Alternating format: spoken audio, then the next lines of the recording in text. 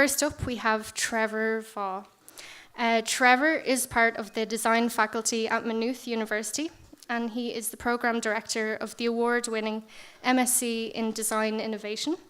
In his consultancy practice, as if he doesn't do enough, actionable, he works with senior leaders to tackle challenges, overcome barriers to growth, and unlock innovation potential of key talent. His talk is called Design as an Agent of Liminality. So welcome, Trevor.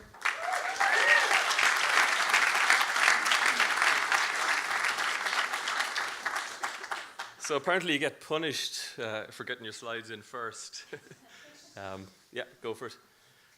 So I firmly believe that in this room there is enough talent, skill, and potential to fix any problem this country faces, any problem this world maybe faces, and there are many of them.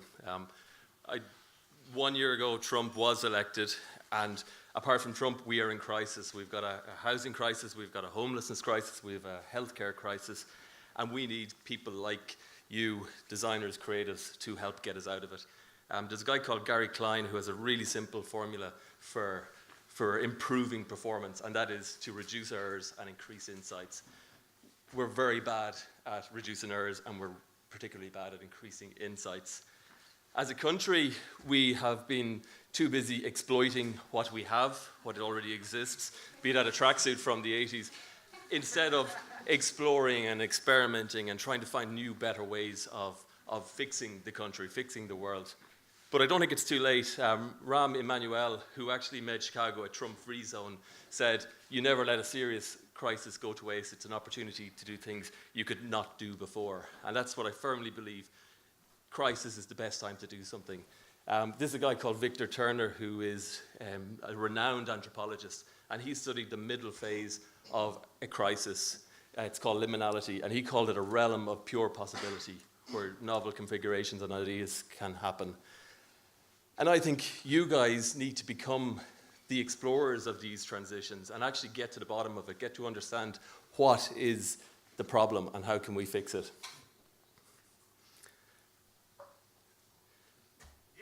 Woo! Does everybody agree with these as your traits? Does this sound like you? Yes. Good. I do too. These are actually not the traits of designers. These are from a list, a profile of greatness, the 100 greatest people, the explorers. These are what they say explorers, the people who've discovered new medicines and found new lands. These are their qualities. And I think each and every one of you is probably using 10% of your potential. They say in Game of Thrones that everything before the butt is bullshit. I don't know if designers are ready or willing to stand up to the challenge or to get out there and actually solve the problems. Get out of this beautifully designed comfort zone, this really nice place where you know what you're doing and enter this kind of murky, scary, kind of dark water. To where the magic happens. I like to stretch Herbert Simon's definition of design to islands. We're living on this existing island. This is our little Ireland. To get to the preferred situation, which is beyond the horizon, which we probably can't see, we have to take a very long, treacherous journey.